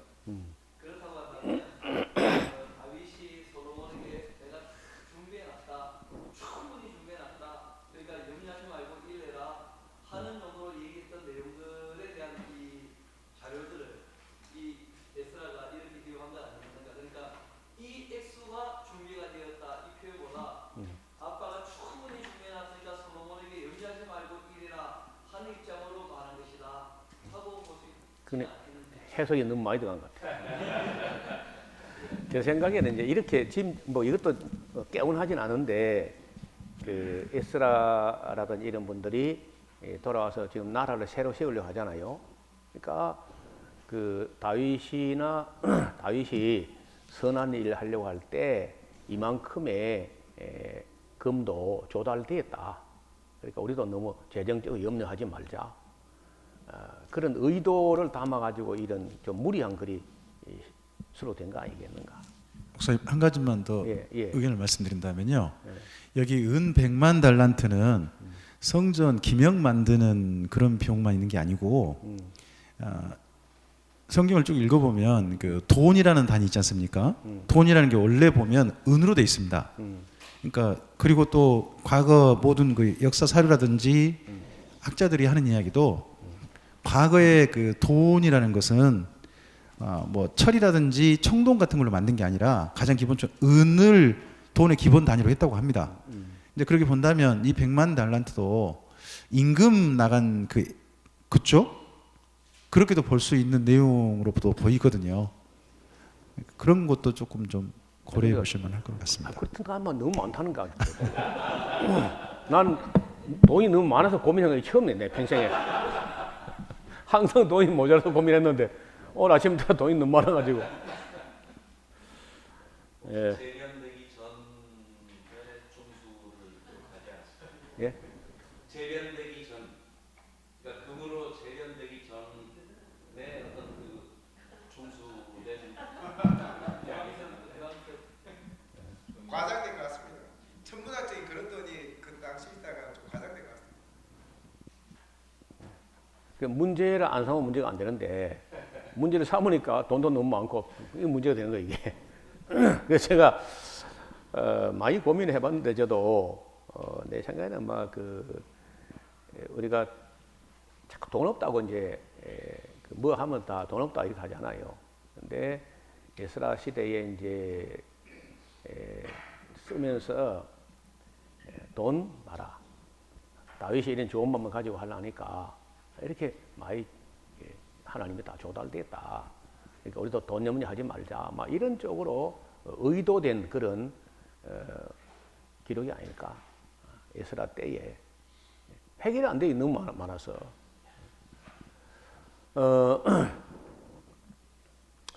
근데 그게 지금 어디 가 있어, 그다? 그 많은 금이 지금 어디 가 있을까요? 금을 누가 함부로 갖다 내보낼 수는 없잖아요. 다른 건 몰라도 금 같으면 지금까지 있어야 돼. 어디 가서 어디 가서 어딘가에 있어야 돼, 그렇죠? 금이 얼마나 소중한 건데 그게 또 녹도 안 설거든요, 금은요. 그 어마어마한 금을 누가 다 가져갔어요? 저는 절대 안 가져갔습니다. 나는 한 번도 손 안 대서. 그 다음에 이제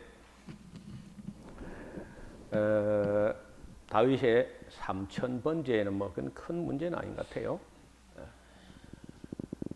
송아지, 수송아지 1000. 얘 죽는 게 쓴 놈이라 그렇죠. 왜 암송아지는 암송을 새끼를 낳으니까 이게 필요한데 수소는 이거 잡아 먹어야 돼, 그렇죠? 수컷들은 잡아 먹는 데밖에 뭐 별로 하나님께서 그 제물 받을 때 수송아지 이렇게 할 때 그거는요 부담되는 게 아닙니다. 너 수송아지 너 잡아 먹을 거 아니야. 암송아지는 너 새끼 놓은 집에 놔두고 수송아지를 바쳐라 할 때 그게 그 좋은 걸 바치라는 게 아니라 별로 안 필요한 거 부담 덜어주려고 되게 수송아지야. 수양 또 수양. 그 수양 그것도 들어받기만 하지 그거 아무 쓸데없이 잡아먹어야 됩니다. 목사님, 예. 여기 그 내용을 목사님께서 본문에 이제 써놓으셨는데 3000번제라고 하는 것은 조금 저 본래 내용에서는 3000번제 이제 번제도 포함되어 있지만 제사를 드리고 또 번제를 드렸다고 되어 있거든요. 그러면 저게 전체 제사의 총 양이지 번제를 3000을 드렸다는 내용은 또 사실은 아닐 겁니다. 예, 역대상서 29장 21절에 그날에 3000번제를 드렸다. 죄송합니다. 뭐 죄송할 까지는 없고 자, 이런 것도 참 엄청난 그런 그 양들이 죽어간 것 같아요. 자, 역대 하서로 넘어갑니다. 솔로몬이 왜 기브온 산당에서 제사드린 이번에 우리가 성지순례 가서 다시 그 기브온을 가봤는데 발굴이 많이 돼가지고 전에하고 뭐 비교 안 될 만큼 많이 시설도 해놨고 이스라엘이 돈이 많기는 많은가 봐요. 그 위치가 우리나라 식으로 말하면 참 명당 자리 같이 보여요. 자리가. 기본 산당에 제사를 드렸는데 그 단이 크다는 거예요. 단이 뭐. 그러니까 1000번제로 드릴만 하면 그 재단이 커야 된다 이런 뭐 의식이 있는 것 같아요. 근데 1000번제를 예루살렘 회막 앞 노단에서 드린 것인가 기본 산당에서 드린 것인가. 자, 열왕기 상서 3장 4절에는 기본에 들어져 있죠. 역대하서 1장 같이 펴볼까요? 역대하서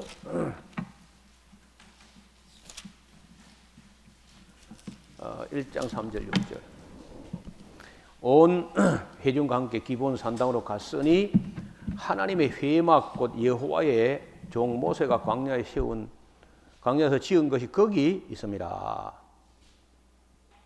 그러니까 회막이 기브온에 있었다는 얘기야. 그렇죠? 그러면 회막이 항상 기브온에 있었을까? 실로에 있었을까? 예루살렘에 있었을까? 회막이.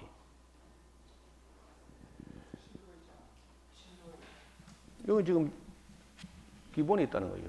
이제. 그래서 이런 것도 우리가 이제 좀 생각해 봐야 되겠고, 그 다음에 법계 안에는 두 돌판 외에 아무것도 없다고 이제 5장 10절을 펴가요. 역대하서 5장 10절에 궤 안에는 두 돌판 외에 아무것도 없으니 이것은 이스라엘 자손이 애굽에서 나온 후 여호와께서 저희와 언약을 세웠을 때 모세가 호렙에서 그 안에 넣은 것이더라. 우리가 어릴 때 배울 때는 안에 그 만나 항아리, 싹이 난 아론의 지팡이 이런 게 함께 있었다. 근데 갑자기 보면요, 돌판에 아무것도 없다 또 이렇게 해요.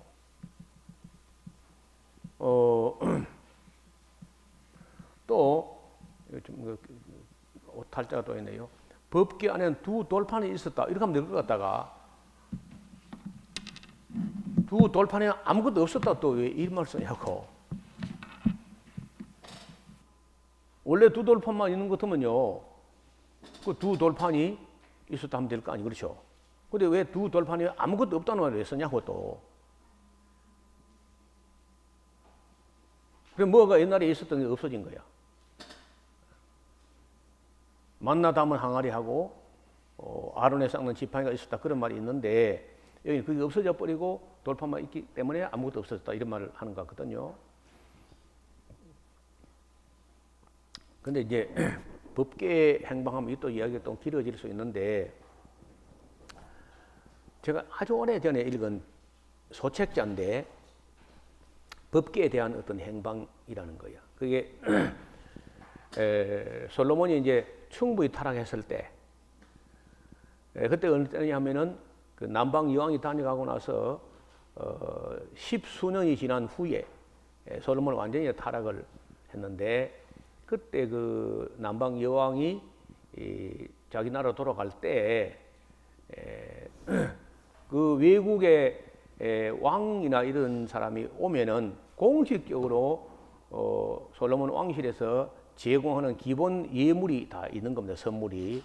근데 그 외에 여자가 무릇 구하는 걸 줬다. 그래서 무릇 구하는 걸 줬다. 이렇게 써놨어요. 그 무릇 구한 게 뭘까, 여자가. 그런 이제 기록은 없지만은 이제 짐작하기를 여자가 솔로몬의 씨앗을 가져가고 싶어 했다는. 이렇게 지혜롭고 총명한 그런 왕의 생명의 씨앗을 여자가 몸에 담아갔다는 거죠. 그래가지고 메네릭이라고 하는 아들이 태어나요. 남방 여왕의 아들이. 그 메네릭이라는 사람이 태어나가지고 그 메네릭하고 그러니까 사우디아라비아의 서남단의 예멘하고 건너편에 이디오피아하고 그때 한 나라에서 한 나라. 그래서 그 메네릭이 그쪽에 건너가서 거기서 이제 이디오피아 왕조를 만들었다는 거죠. 그리고 지금 현재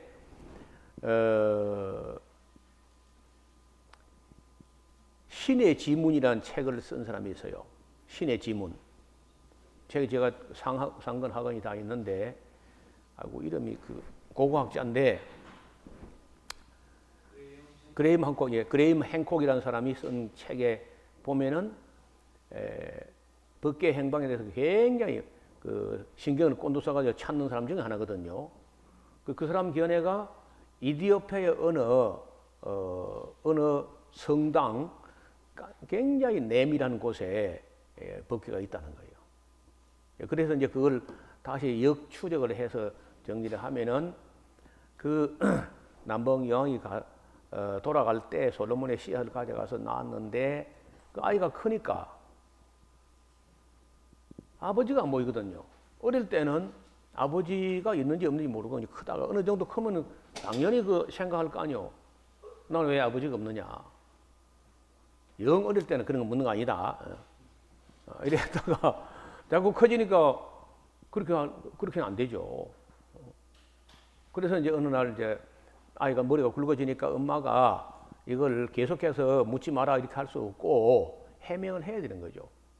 그래서 너는 아버지가 없는 게 아니고 있는데 천하의 솔로몬이라는 그런 분이 네 아버지시다.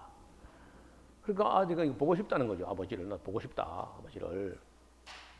그래가지고 찾아와요. 솔로몬을 찾아서 예루살렘에 왔다는 거예요. 그 메네릭 왕자가.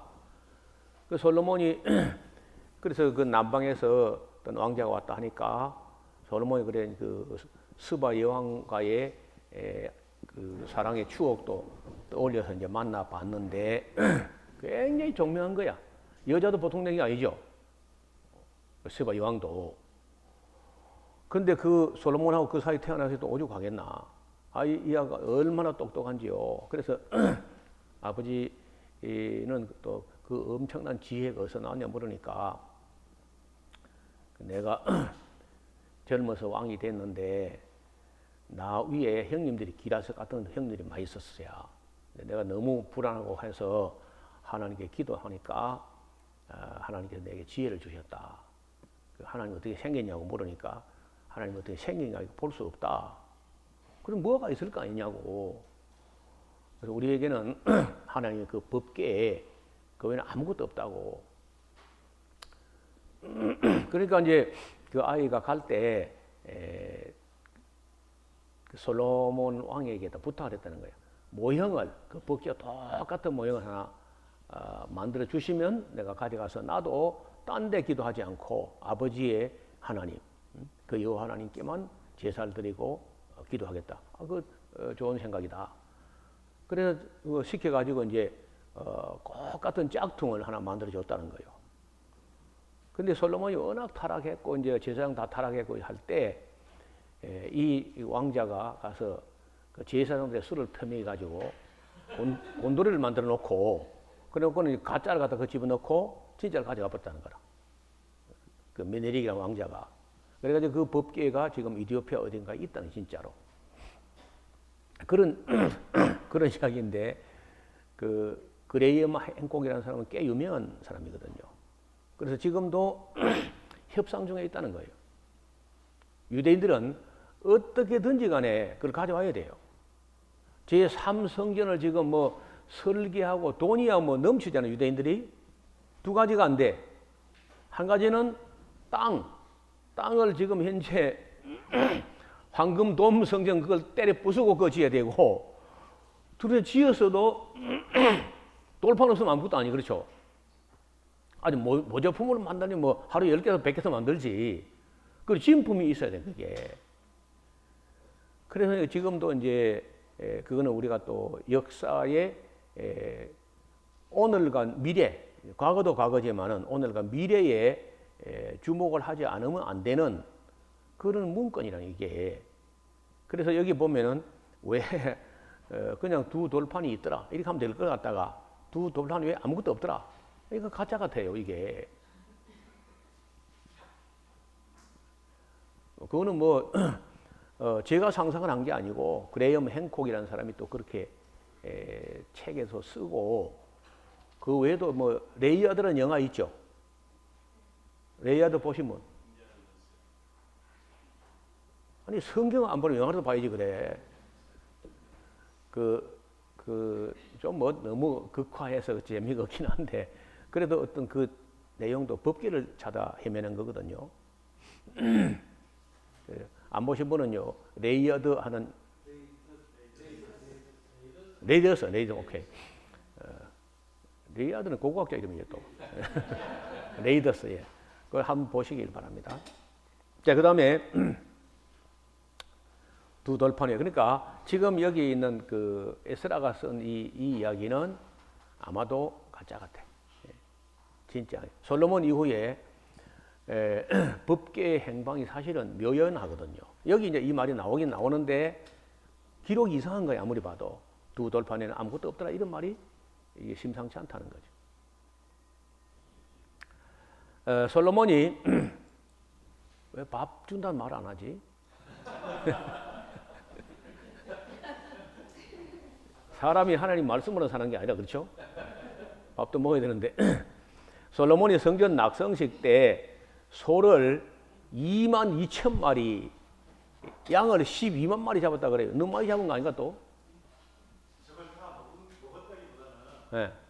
성전에서 쓸 수 있는 소 같은 거 일할 때 쓰는 것도 드린 것까지 포함되었다고 볼 수 있고. 그래도 너무 많아 또. 다 참여한 사람들이 먹어야 되니까. 낙성식 때 하는 거는 이제 이 손님들도 다 함께 먹어야 되죠. 그래도 12만 마리 같으면요, 양 한 마리 몇 사람 먹을 수 있어요? 그때 이제 전체 백성들이 다 오는 그런 어마어마한 집이었다면 양 한 마리 가지고 10명이 다 못 먹죠.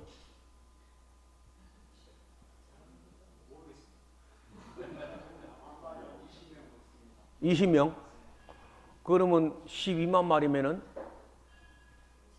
곱하기 240만 명, 소 2만 2천 마리면은 도대체 너무 많이 잡는 것 같아 아무리 봐도. 아니 그러니까 이 역대기 기자는 통이 너무 큰 것 같아. 아무리 봐도 좀 많이 잡은 것 같다. 나 그는 뭐 이미 먹어채 지금 뭐 가봐야 먹을 거 없어 지금은 이미 다 먹어채웠으니까. 그래도 뭐 나는 볼 때 너무 많다. 솔로몬이 바로 왕의 딸을 비롯하여 이방 여인을 취한 거 그거 잘못된 거 아닌가요? 아니 그 하나 둘도 아니고 그렇게 많은 140명의 여자를 다 접수할 때 왜 하나님께서는 그 나단도 있고 말이요, 갓도 있고 이또도 있고 여러 사람이잖아. 그리고 그 아무 말 안 했어 그래. 왕이시여 이방인의 딸들을 취하는 것은 여호와의 기뻐하지 않는 일입니다. 그거 한마디 해야 되는 거 아닌가? 솔로몬의 위세가 너무 겁났나 그냥?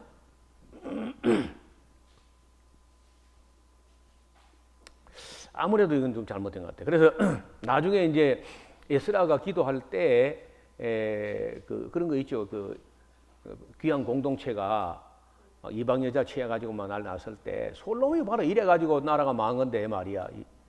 그런 에스라는 그런 의식을 갖고 있는데 왜 솔로몬 시대에는 아무리 왕권이 그리 강하다 할지라도 그 예언자나 누가 있으면서 그 다윗이 우리아 안에 바세바 범한 거는 그렇게 호되게 해놓고 솔로몬이 그런 많은 이방 여자를 데려왔는데 거기에 대해서는 이런 방구도 없느냐. 또 솔로몬 왕은 왜 이방의 왕들에게 전도를 왜 좀 안 했을까? 솔로몬 때에 제사장 나라 역할을 할 수 있잖아요. 그 정도 실력도 있고 권력도 있고 금도 있고 말이에요. 그러면은 그런 이방 나라 뭐 왕들이 공주만 접수받을 게 아니라 자기 그 지혜를 가지고 전도해야 되는 거 아닌가? 그건 아쉽다는 거죠.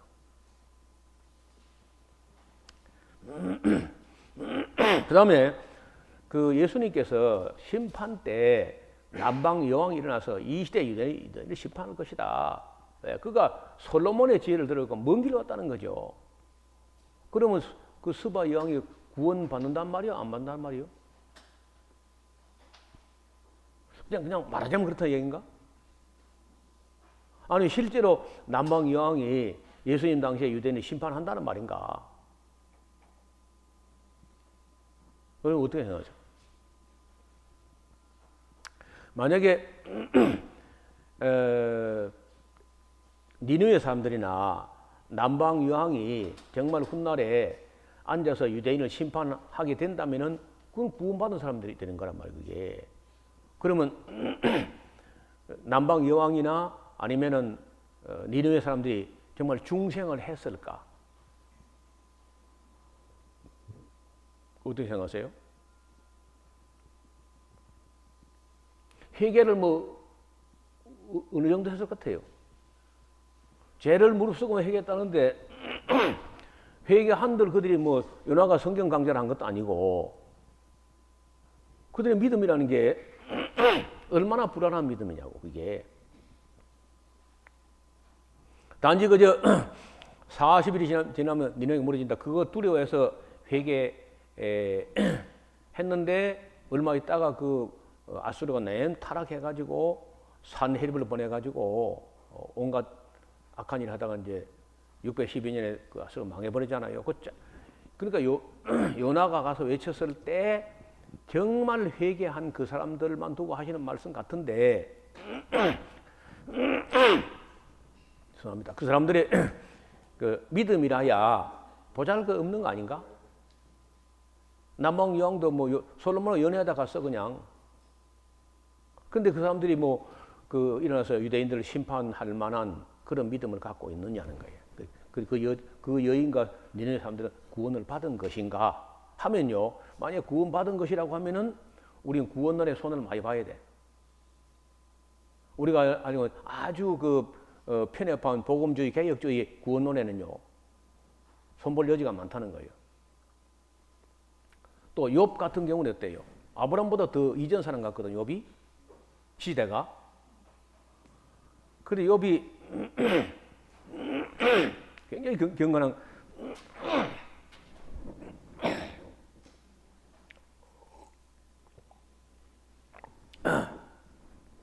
경건했다는데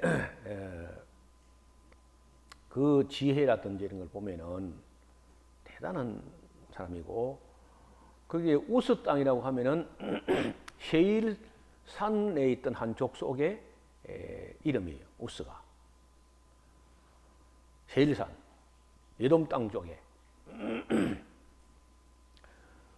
그런데 욥의 무덤은 가면 그 산리 우르파에 있거든요. 저 하란하고 가까운 곳에 하란에서 한 30km 이상 위에 있다고 이게. 그래서 우리가 저는 한번 우리 구약 난제점 끝난 후에 따로 구원론 문제 가지고 한번 좀 다룰 필요가 있다. 창세기부터 계시록까지 흐르는 전체에 어떤 사람이 구원받는 사람들인지를 한번 다룰 필요가 있다. 왜냐하면 지금 현재 우리가 참 교회 앞에 참 죄송한 일인데 조직 신앙을 하잖아요. 신학교에 보통 3학점이라 일을 하는데 그게 너무 시간이 부족해요. 예를 들어서 신론 먼저 하잖아요. 신론, 그 인론, 기독론, 구원론까지 못 갑니다. 신론, 인론, 기독론도 못 가고 3학점 시간 다 지나버리고 조직신학 하지만은 신론, 인론, 기독론도 제대로 못한 채 졸업해야 돼요. 그 다음 구원론은 손도 못 떼고 아예 책을 만져보지도 않고 나와요. 제가 그런 사람이니까. 그리고 교회에 나온 성령론, 종말론 아예 우리 안 배웠잖아요. 솔직히. 이 목사님 어때요? 그렇죠? 그리고 우리가 신학한 것도 아닌 거예요. 사실요. 신학교 가서 쭈뼛쭈뼛 썼다 온 거지 그냥. 조직신앙 하기를 뭘 해요 우리가요. 이런 토론 한 번도 안 거쳤어. 그래서 구원론이라는 게 대개 구원파 구원론 비슷합니다. 우리 한국교회 구원론이 구원파식의 구원론, 믿기만 구원받는다 그냥. 오직 믿음. 이래가지고 이제 성도들 앞에 우리가 뭐 구원론을 제대로 강의할 수 있느냐. 준비 다 안 되거든요. 그러니까 이런 부분은 따로 이제 난제 해설 다 끝나고 나면은 조직 신학적인 면에서도 좀 중요한 문제는 따로 우리가 포럼 때 다루든지 한번 다룰 필요가 있다는 거죠. 그리고 우리가 있는 고정관념 속에 구원을 넘어서는 우리가 구원론의 도장을 탁 찍어놓은 그 도장 바깥에 수많은 이야기가 많이 남아 있습니다. 그래서 제가 늘 평소에 그 마음에 담겨 있던 게 여기 나오니까 스바 여왕이나 니느웨 사람이 심판 때 일어나서 유대인을 심판한다고 하는데 예수님께서 괜히 과장을 한 말씀 같지는 않고 실제 그렇다고 하면은 우리의 그 구원론은 너무 제한적이다. 우리가 알고 있는 거는.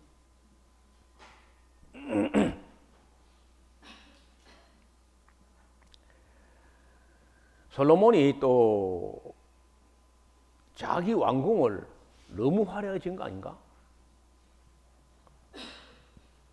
성전은 그저 하나님 성전인데 7년 만에 지어버리고 자기 왕궁은 뭐 13년간에 걸쳐가지고 그것도 그냥 뭐 별로 잘한 것 같지가 않아요. 여러분 우리나라는 외국 관광객이 와서 보면요 진짜 볼 거 없는 거예요. 그렇죠? 경복궁 성냥꼬챙이 가지고 뭐 나무작대기 가지고 집안에 지놓고 뭐 그거 외국 가서 보면 그거는요. 스페인 왕실이나 아니면 뭐 베르사유 궁전이나 터키의 돌마바체 궁전 이런 거 비하면요. 그 화장실도 안 됩니다. 경복궁 수준 가지고는.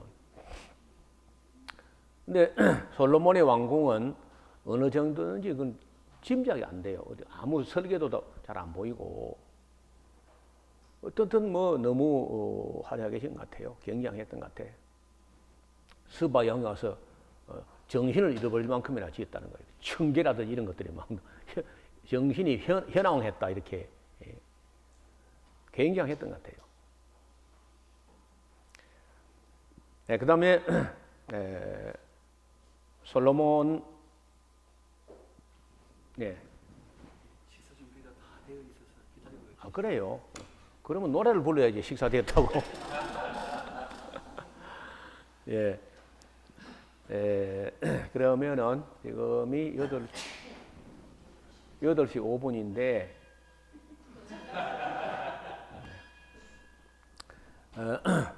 9시까지 식사하고 올라오셔서 기도하겠습니다.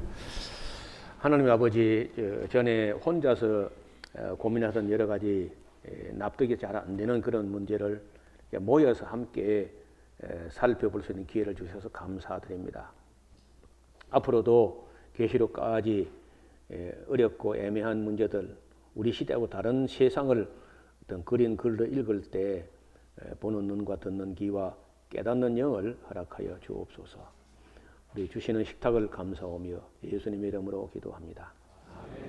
감사합니다.